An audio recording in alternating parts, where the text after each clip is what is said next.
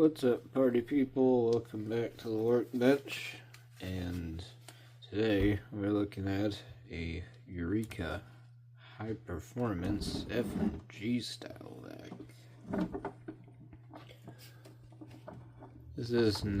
I have not worked on an F&G style machine in a while, so I'm a little bit excited for this. And yeah.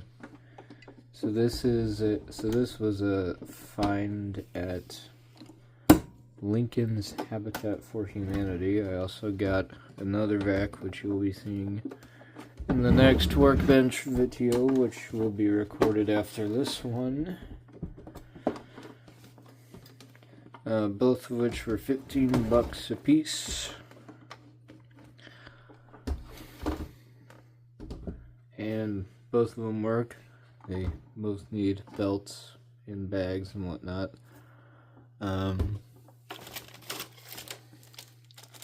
New bristle strips for this. I will be rebuilding this brush roll. This one, I think, has a sleeve bearing vibra groomer too. This one is model 1942 Type A. Serial number suggests it was made in 1990. Our little date stamps right here. This one is pointing on a scale of 1 to 12. This one's pointing at 5, which suggests May. And then our little year circle is down there, starting at 86 and going to 92. It's pointed right at 90, so it is made in 1990. So we know that this was made in May of 1990, so it is 36 years old. And now we get to make this thing all clean and run nice. It runs pretty good already, so it's not like I'm doing anything major to it, but not bad. Usually the rug plates for the F&Gs get badly rusted, especially on the commercial ones. That one's not terribly rusty. It's got a couple of spots, but other than that, it's not terrible. Sleeve bearing vibra groomer too, which will get rebuilt.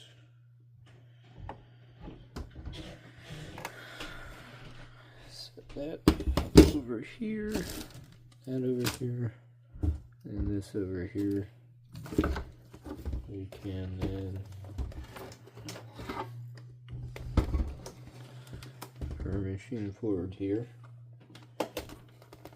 we can take off this vinyl bag, which is ripped in a couple of spots.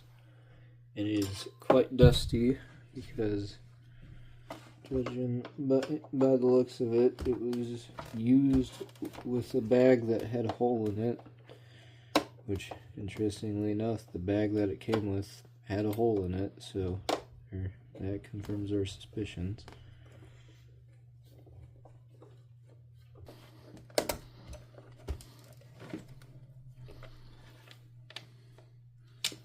Looks like we've had a bit of leakage around this part of the bag. Looks like the gasket has deteriorated.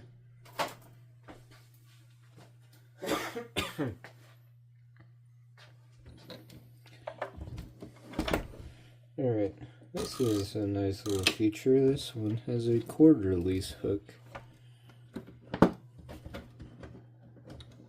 Not enough F&G machines got a cord release hook.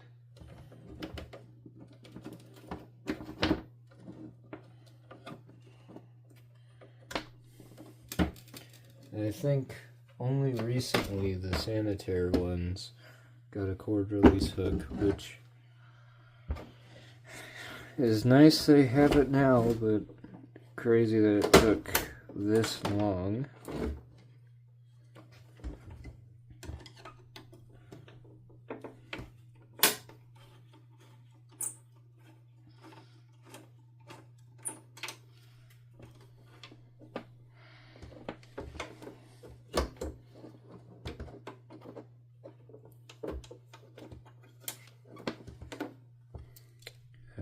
front handle locking screw, which is in pretty good shape.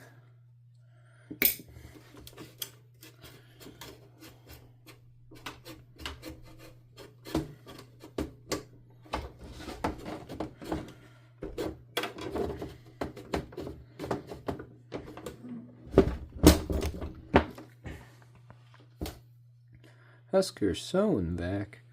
I know those guys. I just bought a thing of Bissell belts from them a couple of days ago.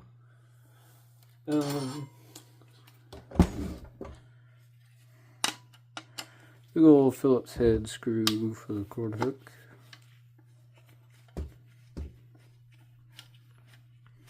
Looks like the spring pushes out on the screw, just like that.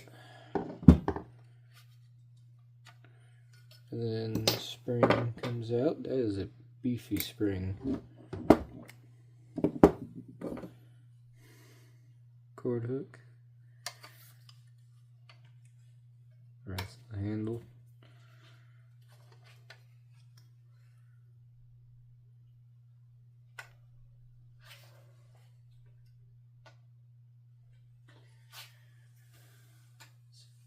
As far as I can tell, the handle is mostly made of plastic.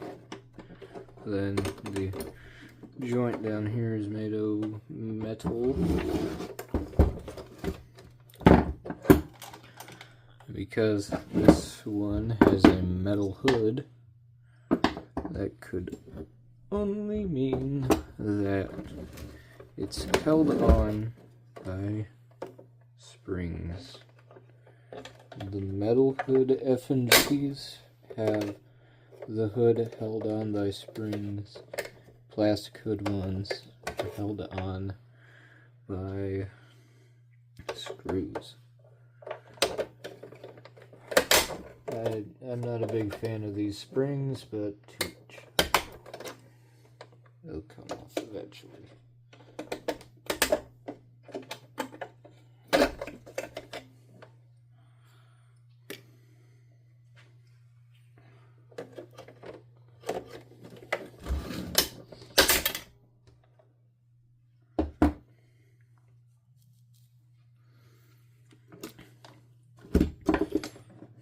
Make this a little bit easier on ourselves.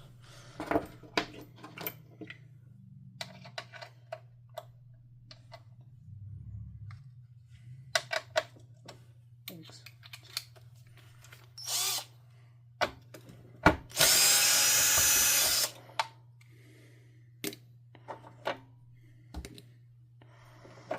Wheels. Rear wheels and rear wheel axle. Interestingly enough, those look like the only screws on this side. So that in mind, there goes the rear wheels onto the floor. Thankfully, they're pretty big and hard to lose. But with those removed, that can only mean that we can now pull our hood off. Interesting. As you could expect for a machine of this age, it's quite dusty underneath.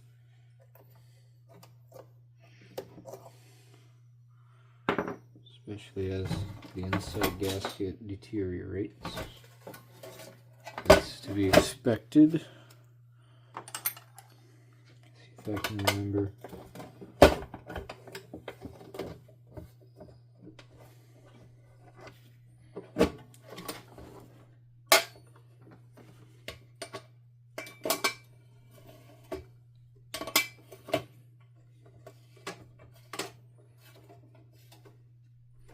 This is 9/16, okay.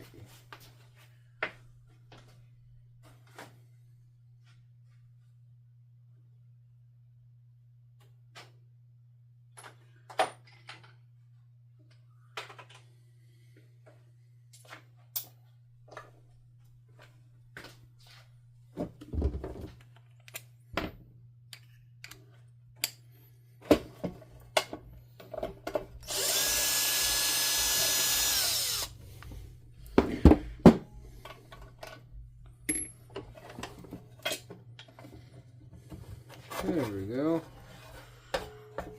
Much better.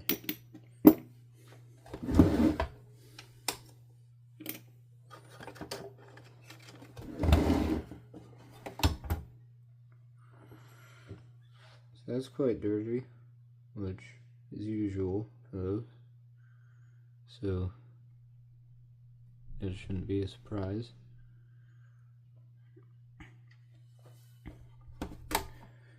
Now, get to the fun part of taking everything out.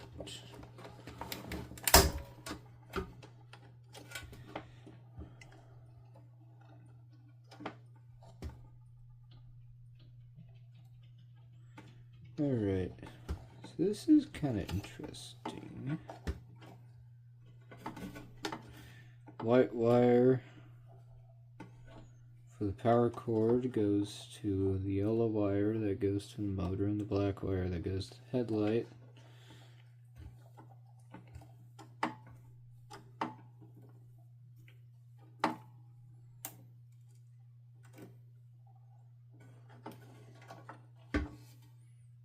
And then the black wire for the cord goes to the power switch. And it's fairly straightforward. Certainly a lot more straightforward than the Hoover Dimension 1000. I will take the cord strain relief off camera. Now we'll pop the headlight lens cover off, hopefully in one piece, but also with a standard flathead screwdriver. But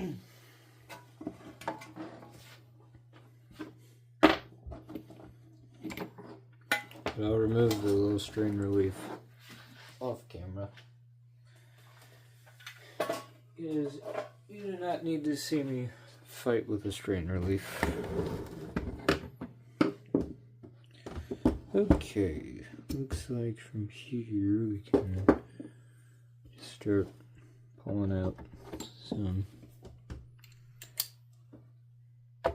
torque screws. Always remember which screw goes where.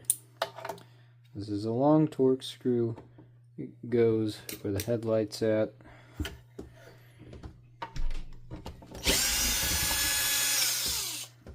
This is a shorter screw. It sits in the back.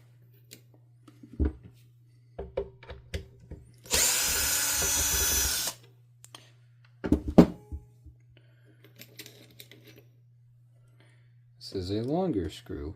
It lives in the front.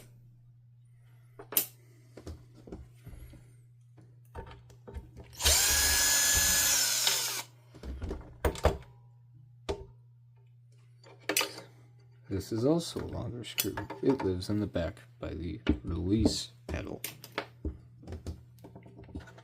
Clear as mud. Alright.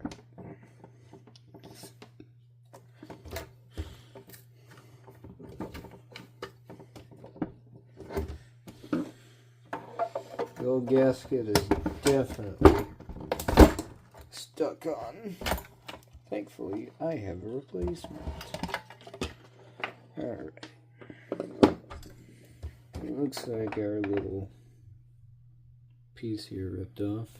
That's okay. Let's see if we can attach it at all. Reattach it for some reason if we need to.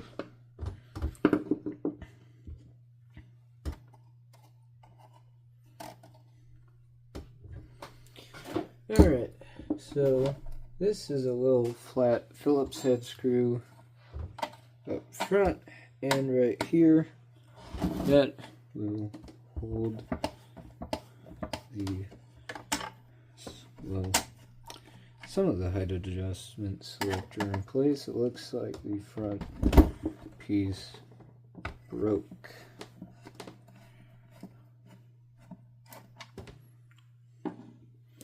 But the selector itself is just 2 little Phillips head screws for this piece. Looks like it is cracked and broken a couple of times. Here is our slider piece.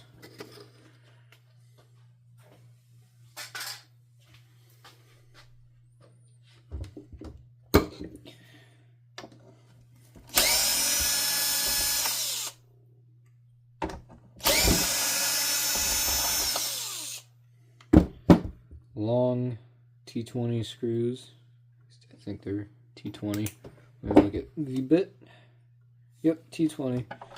Long T20 screws go for height adjustment wheels.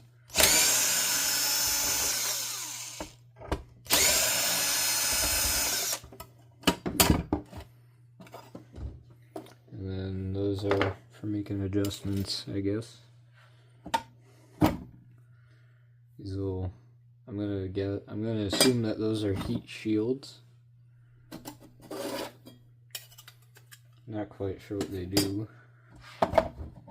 And then our height adjustment wheels. There's a spring in here which you gotta take out that doesn't want to come out for some reason. Needle noses to the rescue though. Should just pop right up like that. Yep. Pretty straightforward. What I do with wheels now is I have a little mascara brush that I found on the floor somewhere. And I just take the mascara brush, put dish soap on it, and just scrub the ever-loving crap out of the wheel axle and bushings. And then for the metal axles I'll wipe them off with a washcloth with a spritz of WD-40 on it. This WD-40 is pretty good degreaser.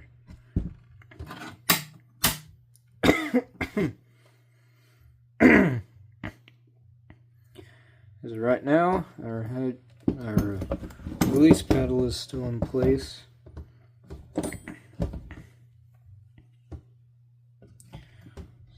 So there's this spring here that needs to come off. It is this one. And then the entire pedal assembly comes off.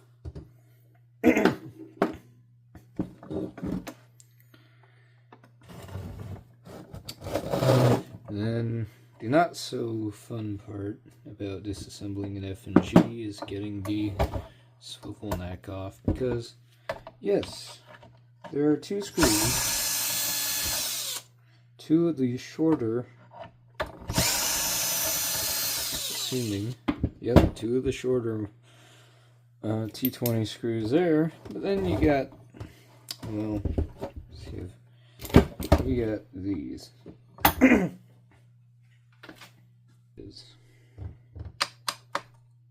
Yep, there we have it. Bingo.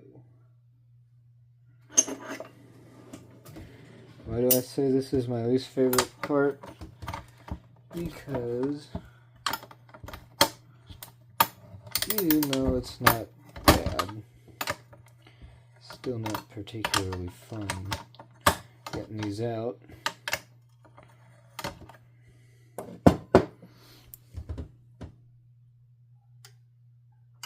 We have these 3/8. Nope. Oh, duh. It's right in front of your face.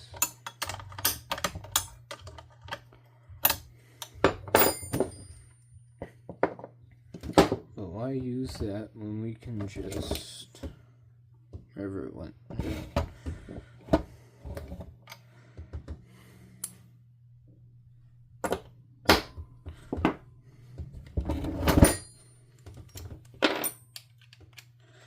Why do that? Well, we can just do this, right? Those came off quite nice, actually, compared to some of the other F&G machines we've had to work on. Let's see if this one is the same. Oh, yes, it is.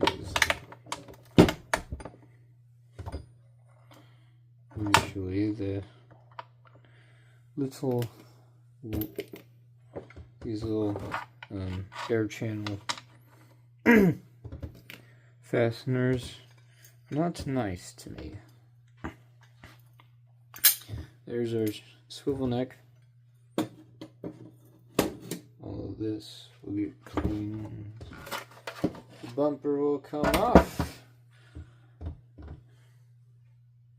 And for the most part, our machine is pretty much ready to be clean.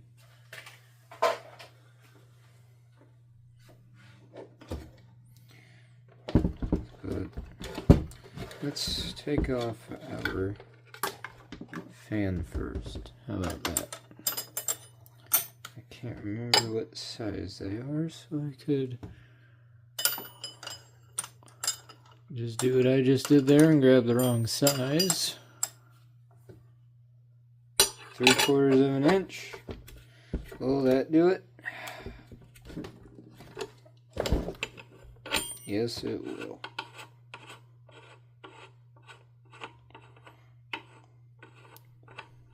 You didn't see that I rocked it back and forth a little bit,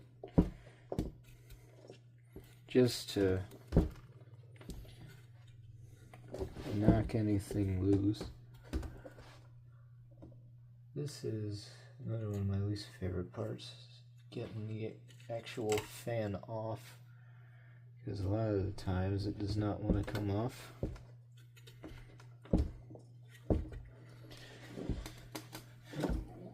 Let's see if me mallet will do it.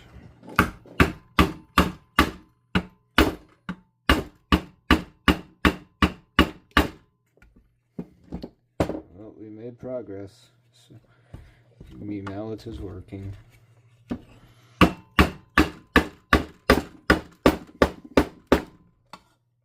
Well, there we go. Thanks to the usefulness of me mallet. There's Courage the Cowardly Dog reference if you didn't pick it up. I think this washer comes out. At least it did. Well, a couple of them I've worked on.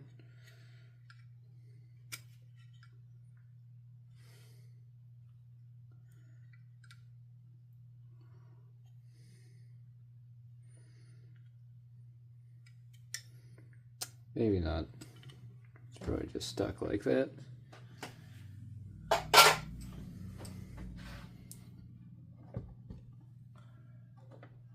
We have a couple of washers that need a little persuasion to come off.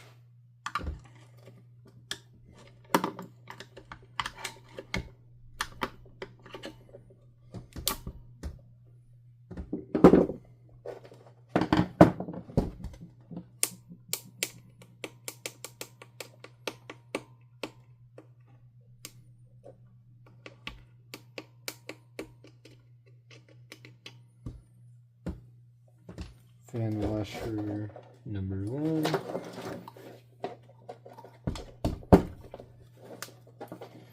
Fan washer number 2.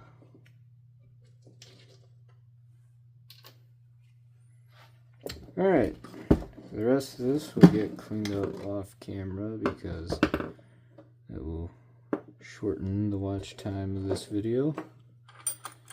And I'll get back to you guys when I'm ready to put the machine back together. Alright, it is the next day. Everything is substantially cleaner. We are ready to put our machine back together, right? It's also nighttime, so I'm gonna try to keep the noise a little down a little bit.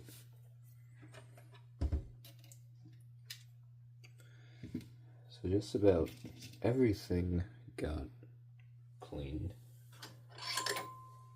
The entire vac, including the hardware, got cleaned up.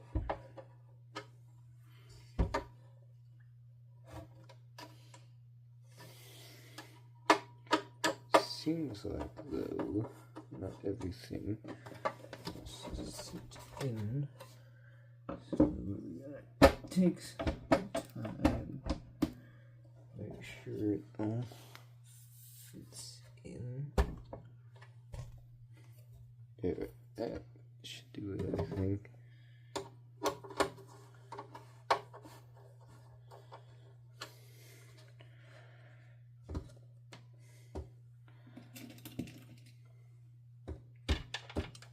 No one's ever told me this, and I think it is important to note that when it comes to trying to grease the bottom bearing, don't attempt to take it out. I tried it on this one, I tried it on my self-propelled, and neither bearings wanted to come out, and that has resulted in a piece of the black piece breaking.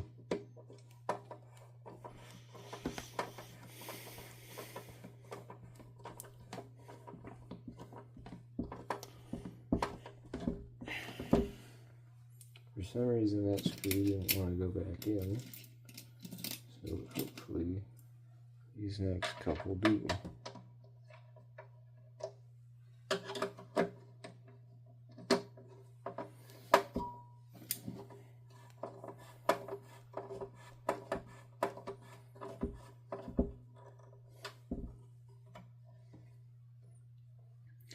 But a super glue treatment seems to be holding the black piece together fairly well, so we're just going to live with that.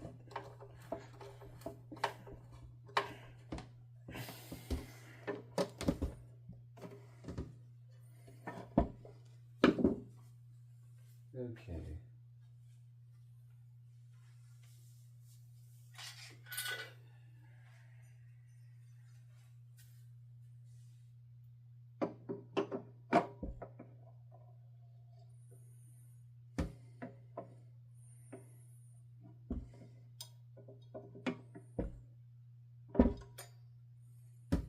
Trying to remember how certain components go back together. Now that there's a spring that goes for the release pedal.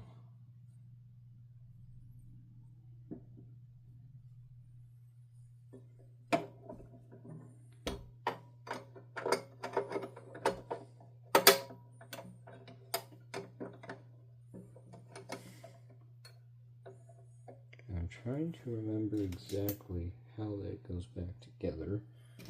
I'll try to jog my memory with that. We're just going to put hardware for it back in.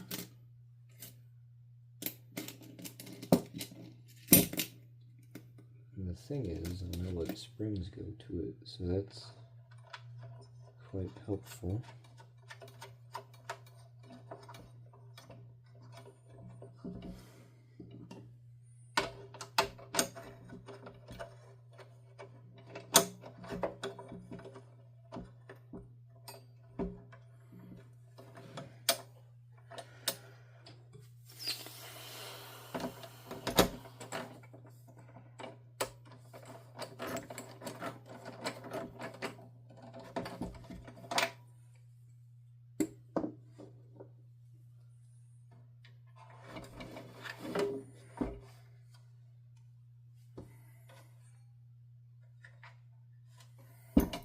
This far one is not really my favorite.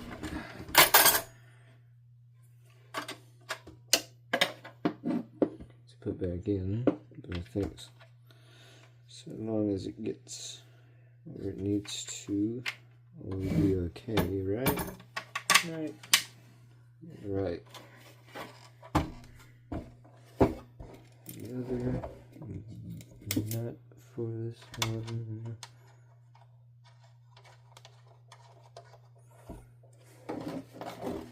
I will not be adding the piece of cardboard that went over the handle back in because it's too damaged. And what's the point in adding something back if it is damaged or destroyed?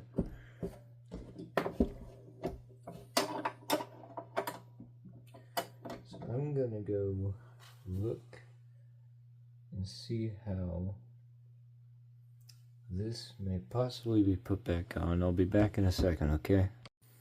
Alright, fairly simple. Again, it's been a while since I worked on one of these, so be patient with me, okay?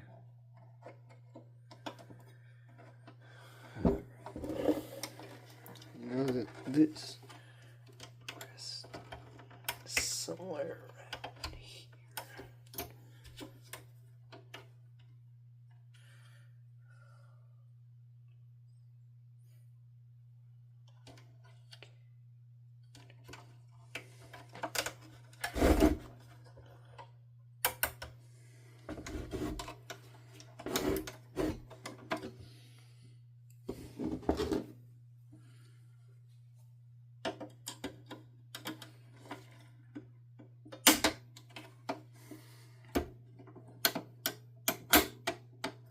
There it is. That's back in place.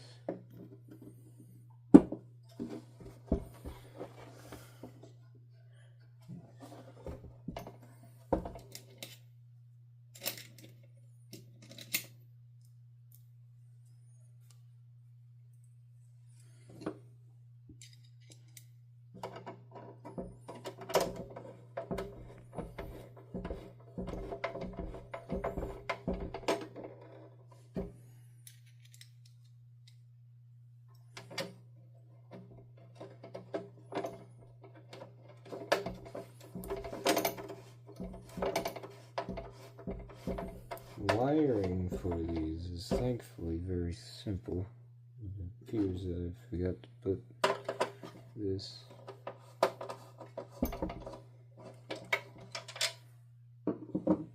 back on. So headlight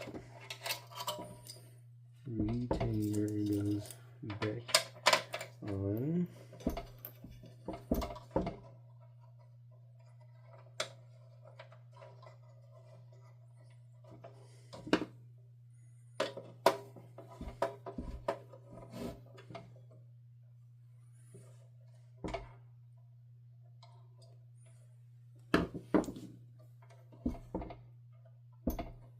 Bend that back to look like it's fairly normal. It doesn't really matter how you wire these things, especially if it has the 120 volt headlight. What does matter that you get everything in the right spot. But I think I'll leave to wait for that stuff. We're going to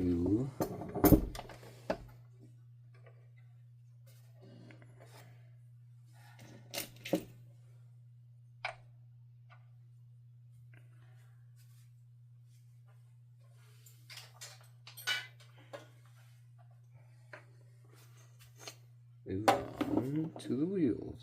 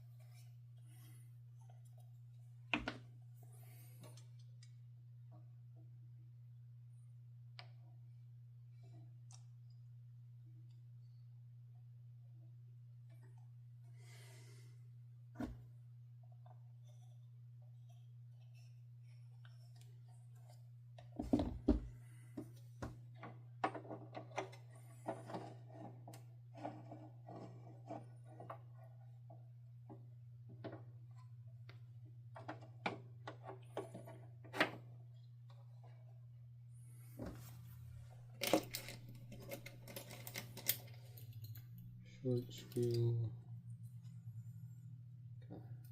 then spring, and then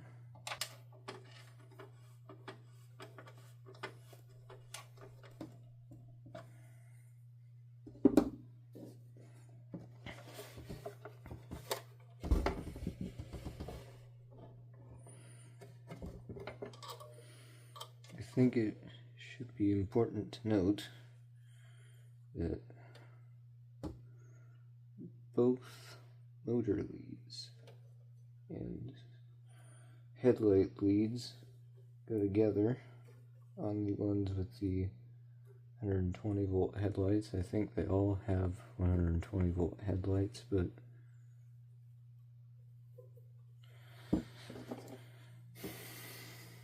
in case there's any that doesn't,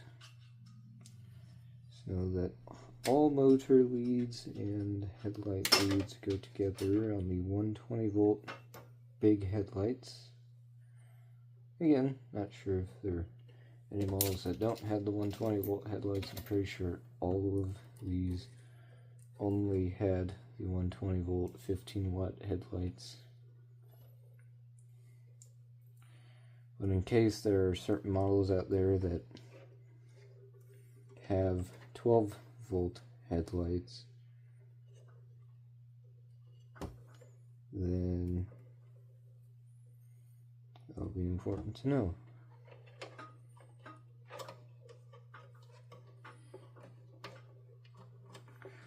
And this little wire manager in there will take care of that.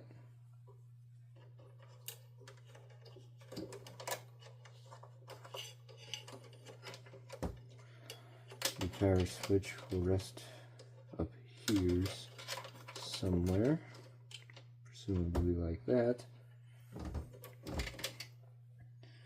These two leads that go to the motor and the headlight will go to the positive of the cord, and then this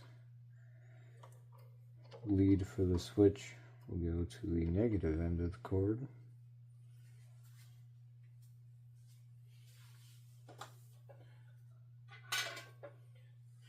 But until then, we got a few more things to put in.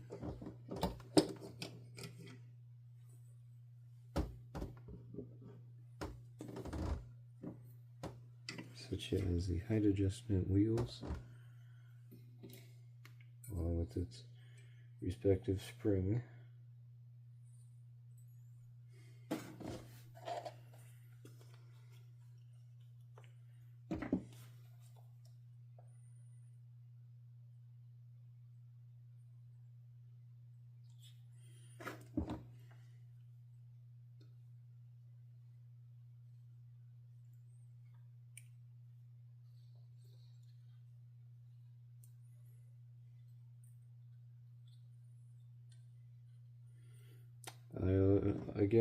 I always grease my wheels. It's always good practice to do that, especially if you don't want your vacuum to squeak when you're using it.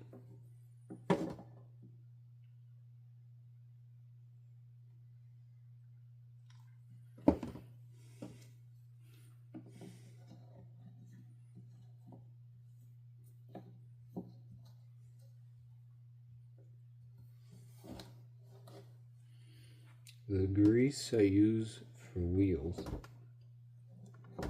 is this Super Lube multi-purpose stuff. Multi-purpose synthetic grease.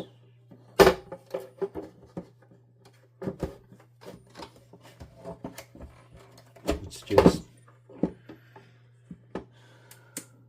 what I have available to me. I technically have two kinds of grease at my disposal.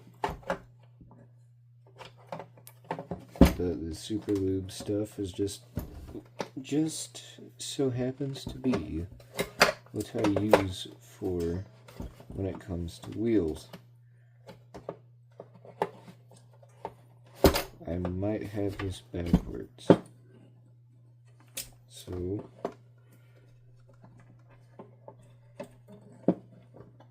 I'm going to flip this around.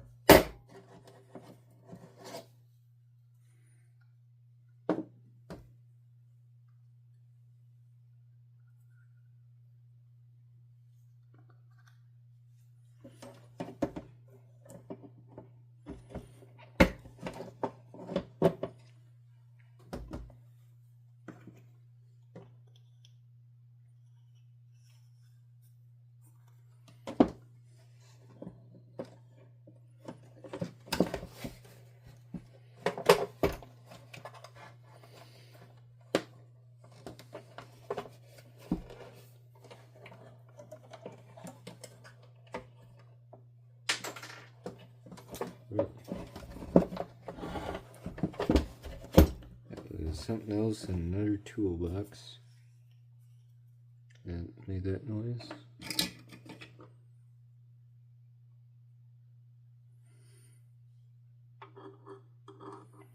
A little bit of the same old stuff there because it looks like it rubs there and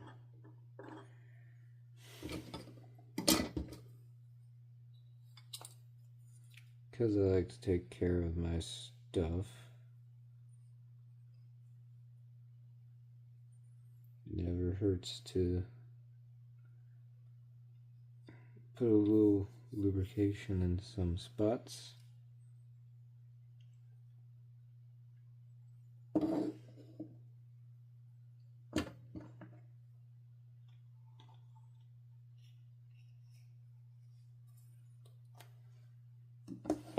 I'm not quite sure what else might be rubbing anywhere, so just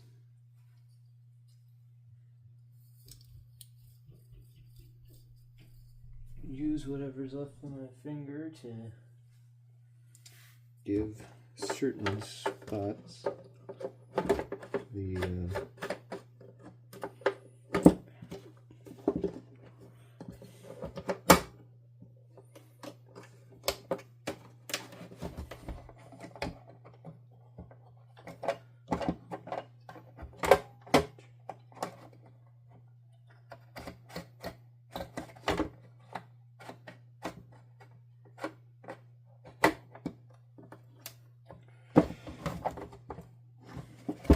Alright, so it looks like it wants to be a little stubborn, so we're going to take that back off.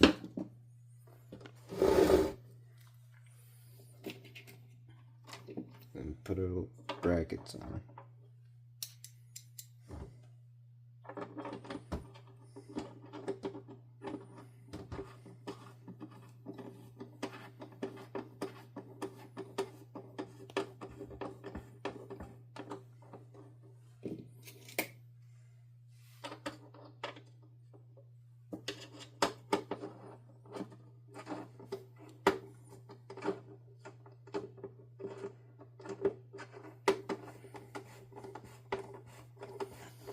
Unfortunately, it looks like a lot of these screws don't want to go back to their original holes.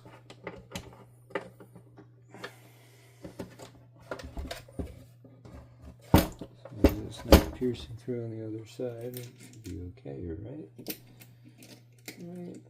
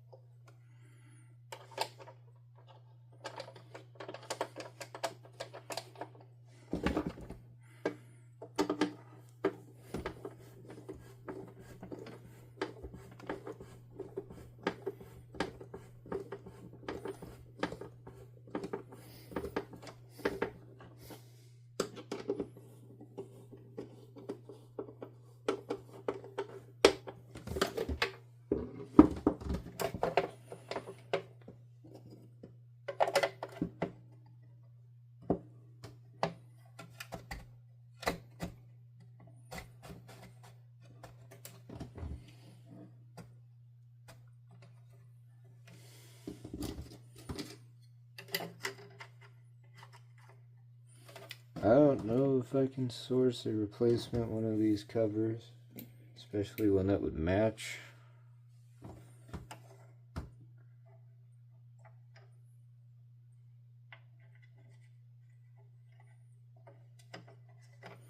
But for now, we're just gonna deal with the old one.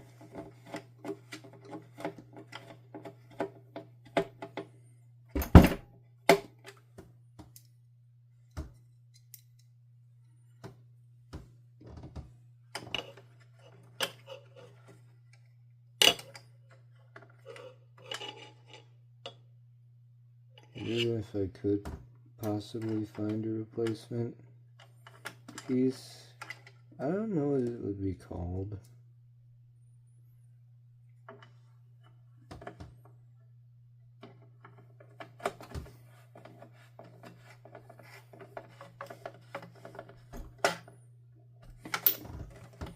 Because as you can tell, it does not want to stay down. But I guess we'll have to live with it if you're planning on keeping this machine around, which so far I do.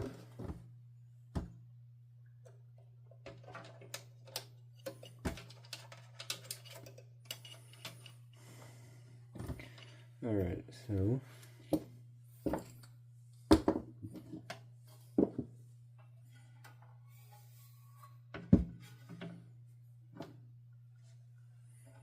it would appear that I've left out a couple pieces that I will include after a quick pause.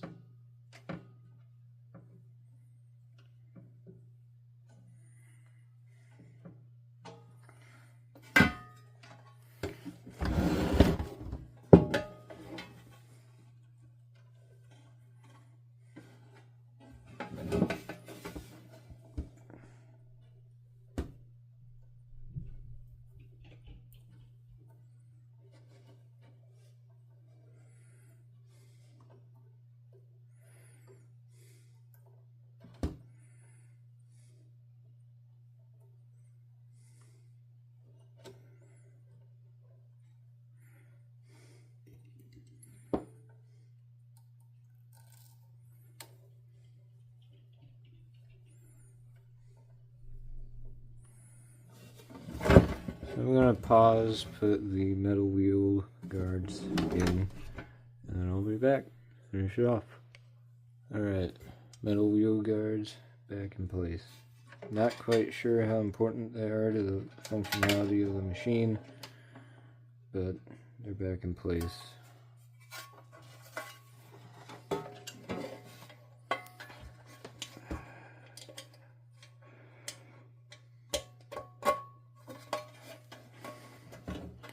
And now for the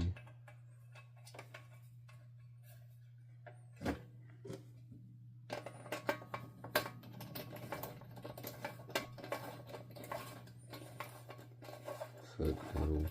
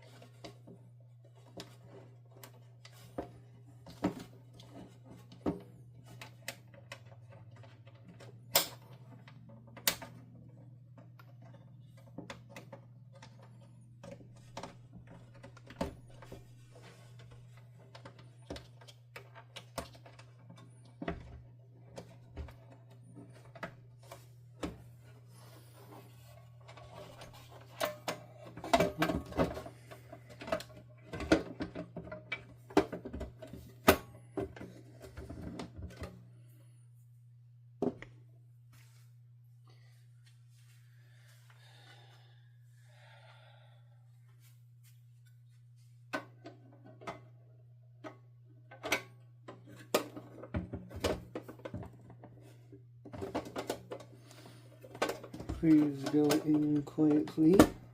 Thank you. That's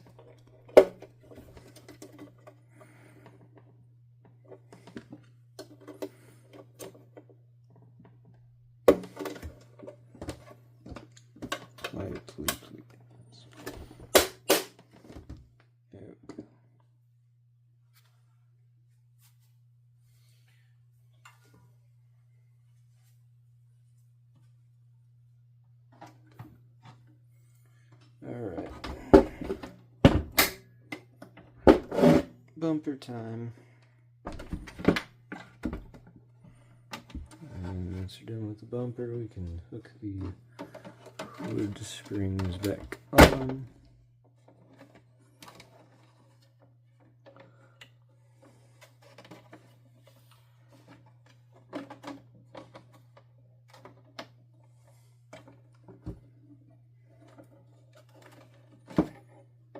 Looks like I might have to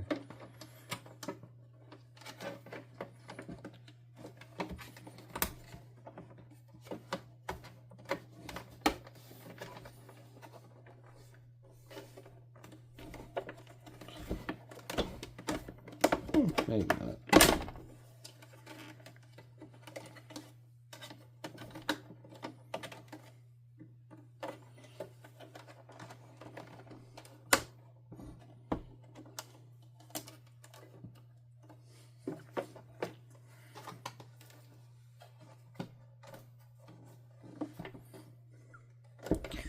There.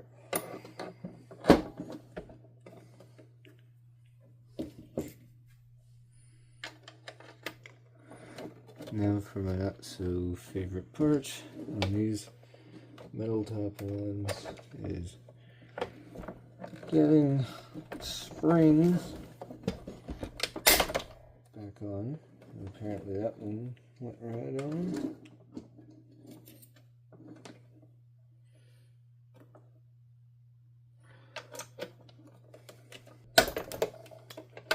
There we go. Goodness. Let's complicate that. Hey, while we're down here, we're going to take our base plate, our rebuilt with new bristles Vibra Groomer 2. Still a sleep bearing Vibra Groomer 2, but a Vibra Groomer 2 nonetheless. And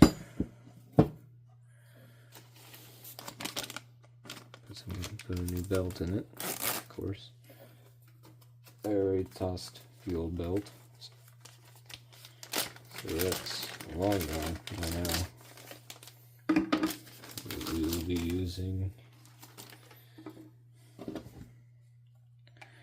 a nice and nifty Sanitaire RD belt.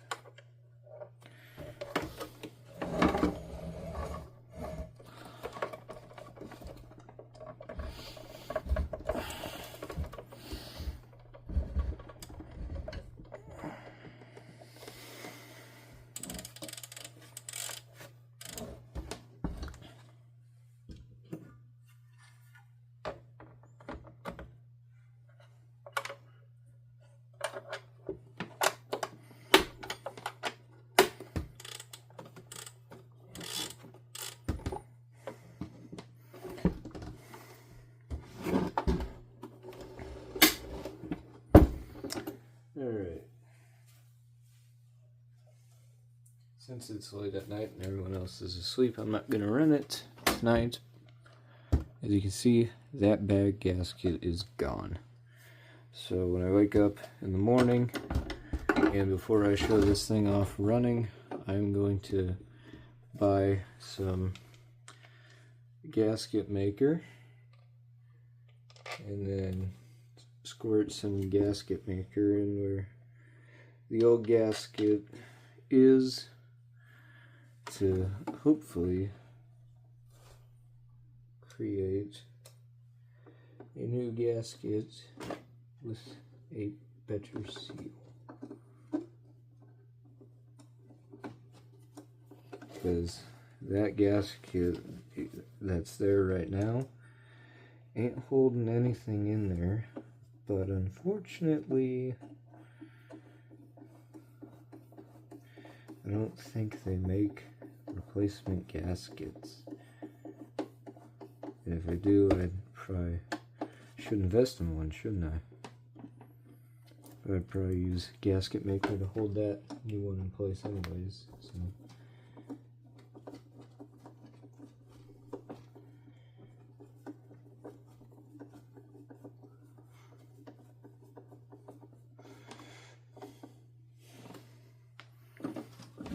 taking this machine apart reminds me that I do not like flathead screws very much.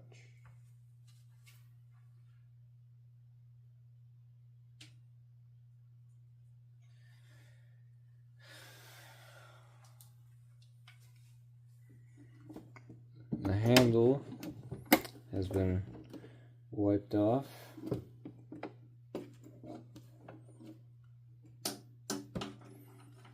Still has the Husker Sullenvac sticker on it because we like Husker Sullenvac.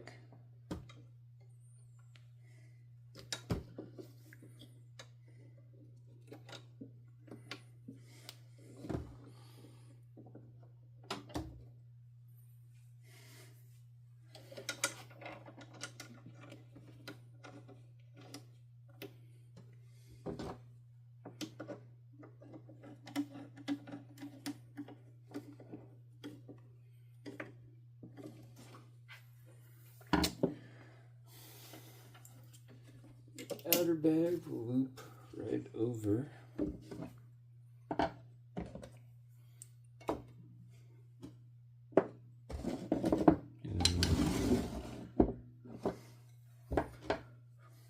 Put some of our tools back in the old spot so we don't need them anymore.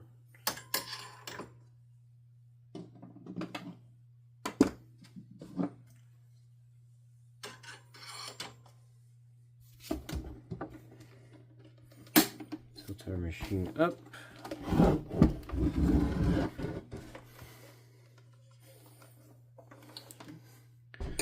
And flip it around because it's time to put something on the end of that tube. Now, I don't know why I still had this, but I did. Smart Choice paper F&G bag.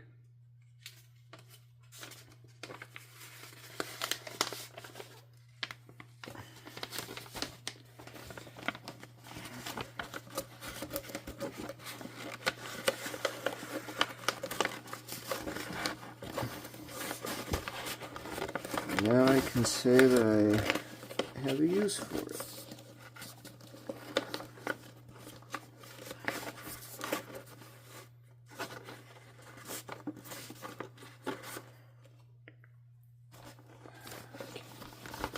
Next.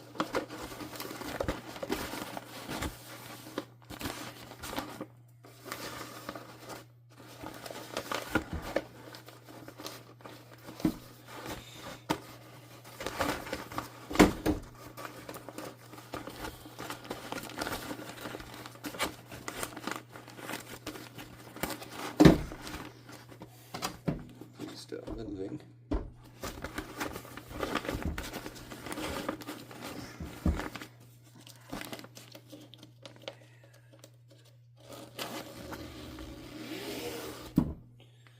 Zip her up and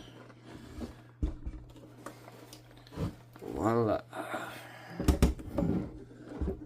We have our machine.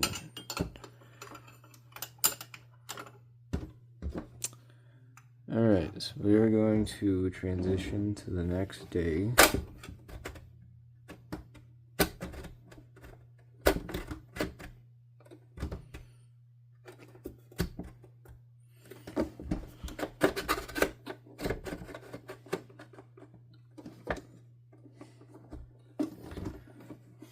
Set that to what usually works for these carpets, which is 3.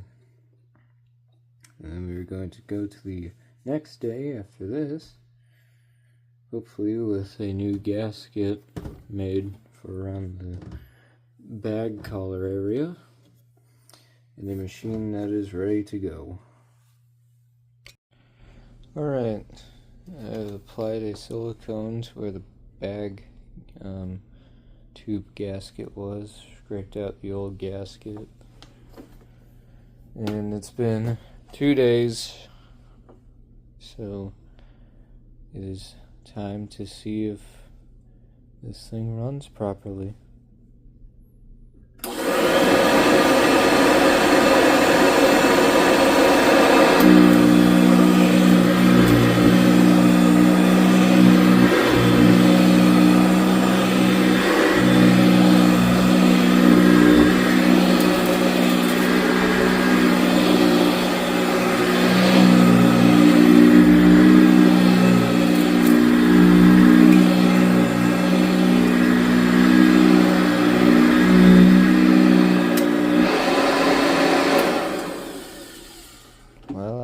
say that runs quite well. Alright folks, I'm Jack's Vax and Safety signing off with another Workbench video. Thank you all for watching, and I'll catch you on the next one. Peace.